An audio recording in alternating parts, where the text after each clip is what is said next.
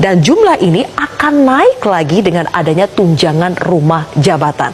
Jika anggota DPR akan mendapatkan tunjangan rumah jabatan, sebaliknya rakyat yang bergaji UMR siap-siap bakal dipotong tuh gajinya 3% untuk bayar iuran tabungan perumahan rakyat.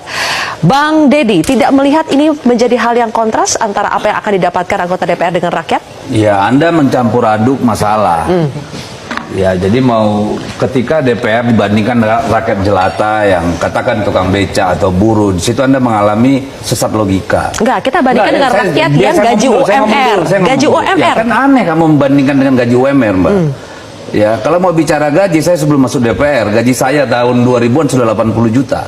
Saya masuk DPR itu cuma 51 juta.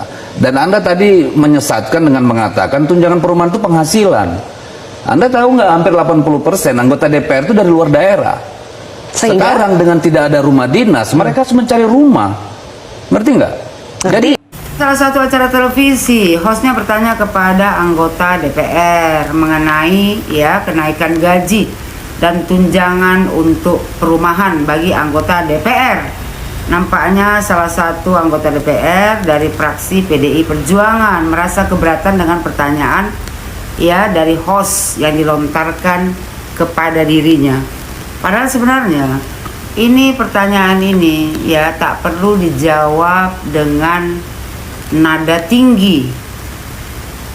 Kata dia, hostnya bertanya, gaji DPR dan jumlah ini akan naik lagi dengan adanya tunjangan rumah jabatan. Jika anggota DPR akan mendapatkan tunjangan rumah jabatan, sebaliknya rakyat yang bergaji UMR siap-siap bakal dipotong tuh gajinya 3% untuk bayar iuran tabungan perumahan rakyat atau TAPERA. Bang Deddy tidak melihat, dia bertanya kepada Deddy, kata dia Bang Deddy tidak melihat ini hal yang kontras antara apa yang didapatkan anggota DPR dengan rakyat. Wah, Deddy pun menjawab dengan nada marah. Dia bilang, ya Anda mencampur adukkan masalah. Dia bilang, ketika DPR dibandingkan dengan rakyat jelata, katakanlah, kata dia, tukang becak atau buruh, di situ Anda mengalami sesat logika. Padahal sebenarnya dia yang sesat logika, menghina rakyat Indonesia. Apa sih perbedaan? Kau pikir anggota DPR itu udah paling mulia sehingga kau bisa menyebutkan kita ini rakyat jelata? Kau bilang tukang becak, buruh. Kalau tidak ada rakyat jelata, kau tidak akan duduk di Senayan sana. Paham kau? Kesombongan kau ini sangat luar biasa. Seolah-olah kami orang yang kurang mampu, yang hanya bekerja sebagai buruh, dan tukang-tukang becak itu kau anggap rakyat jelata. Dan kau anggota DPR adalah orang yang mulia. Berkaca diri kau, bahwasanya kau juga rakyat Indonesia. Dan kau juga dipilih oleh rakyat jelata untuk bisa duduk di Senayan sana menikmati uang rakyat. Tukang becak, buruh, mereka bekerja dari hasil keringat sendiri, bukan kalian gaji. Sementara kalian yang merasa diri terhormat duduk di Senayan sana masih makan dari pajak yang dibayar oleh rakyat Indonesia, rakyat jelata. Sombong betul kau, mentang-mentang kau anggota dewan, seolah-olah kau ini adalah orang yang mulia. Tukang becak, buruh-buruh adalah rakyat jelata. Kayak gini anggota DPR yang katanya mewakili rakyat, tapi perkataannya menyakiti hati rakyat Indonesia, yaitu rakyat jelata seperti kita ini. Kok bisa anggota DPR yang mewakili rakyat jelata berbicara seperti ini? Kalau rakyat jelata tidak memilih dia ini duduk di Senayan sana, tidak mungkin dia menikmati kursi empuk di Senayan sana. Sakit hati kita, miris rasanya mendengar bahasa kau itu, menyebutkan tukang becak dan para buruh adalah rakyat jelata, dan seolah-olah kalian ini adalah rakyat yang paling mulia.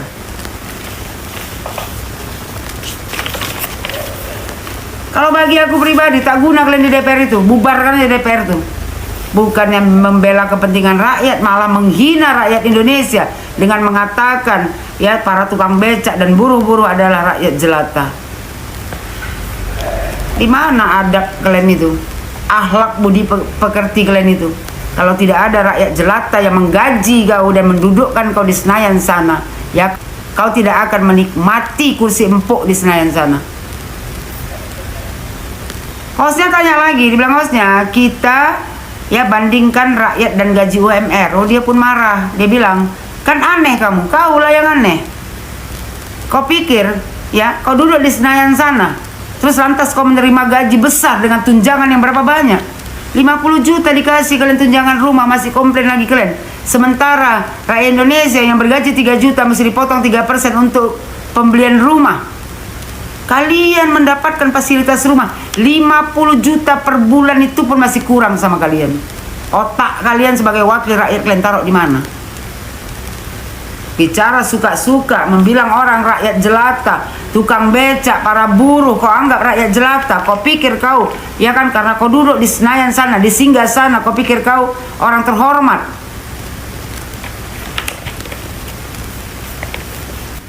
Dibilang orang yang paling terhormat ini, kata dia, kan aneh kamu membandingkan gaji UMR, ya. Kalau mau bicara gaji, saya sebelum masuk DPR, gaji saya tahun 2000-an sudah 80 juta. Saya masuk DPR, ya cuma 51 juta. Cuma 51 juta, tunjangan kau berapa banyak? Kalau nggak mungkin kau, ya kan, mau duduk di Senayan sana.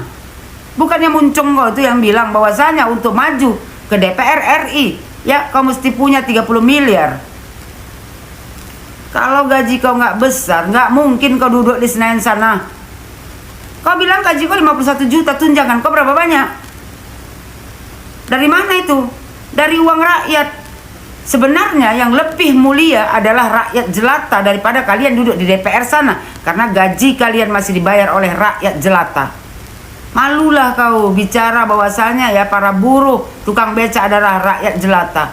Rakyat jelata, ya tukang becak dan buruh itulah yang membayar gaji kau duduk di Senayan sana.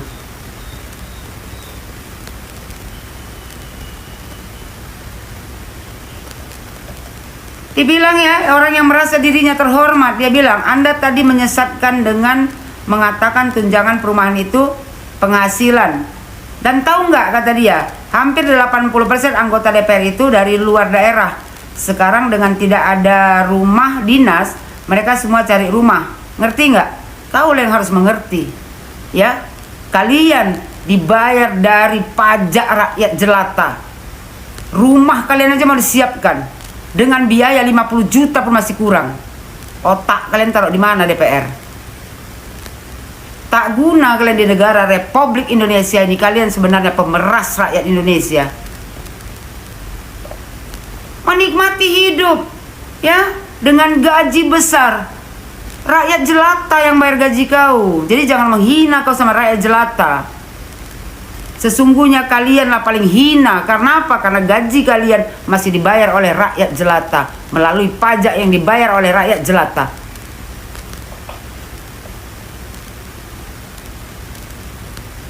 Kau bilang hostnya menyesatkan. Tak ada yang menyesatkan. Semua kenyataan. Rakyat Indonesia juga tahu bahwasanya berapa banyak tunjangan yang dikasih sama kalian. Apa yang kalian kerjakan di DPR itu? Adakah kalian memikirkan rakyat Indonesia, rakyat jelata, ya, yang menggaji kalian untuk duduk di Senayan sana, yang memilih kalian untuk duduk di Senayan sana? Kau bicara orang rakyat jelata. Kalian ini para anggota dewan tidak punya harga diri dan tidak tahu malu. Seolah-olah merasa diri kalian itu hebat, ya, orang terhormat, sehingga bisa mengatakan ya tukang becak, buru-buru, rakyat jelata. Tukang becak dan buruh ya tidak makan gaji dari kalian, tapi kalian makan gaji dari tukang becak dan buru-buru yang kau sebutkan rakyat jelata.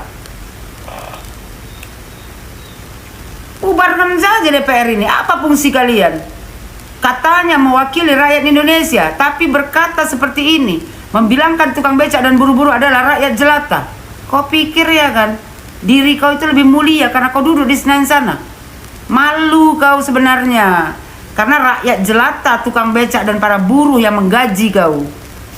Kau makan gaji dari rakyat jelata, uang rakyat jelata melalui pajak yang bayar rakyat jelata kepada pemerintah untuk mengasih makan kau. Sakit hati kita, miris hati kita mendengar ya anggota dewan yang mewakili rakyat bicara seperti ini. Tukang becak buru-buru adalah rakyat jelata. Bagi saya pribadi tak ada gunanya DPR, bubarkan saja. Karena kalau hari ini saya yakin, kalau nggak punya 30 miliar susah masuk DPR. Tadi Pak Deddy Sitorus mengatakan semua ini uang. Untuk jadi anggota DPR pusat aja 20-30 miliar. PDIP dapat 19% itu nyogok apa enggak?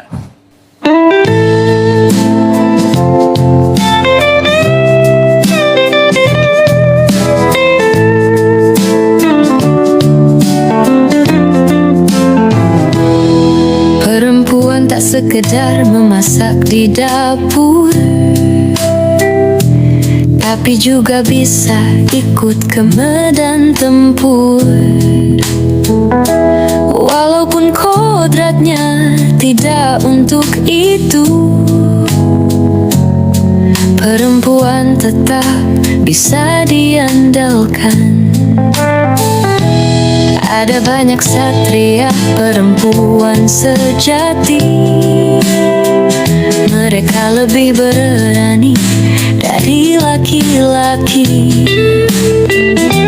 Emosi perempuan sering tak terkendali, namun mereka mampu berkompetisi. Kami dua perempuan YouTuber, narasi kami tak pernah muter-muter, tak ciut menghadapi musuh negara, siap melawan hoaks penyebab huru-hara. Kami dua perempuan Indonesia, satu dari Jakarta, satu dari Sumatera. Meski berbeda suku, kami satu jiwa, sama-sama mencintai Indonesia.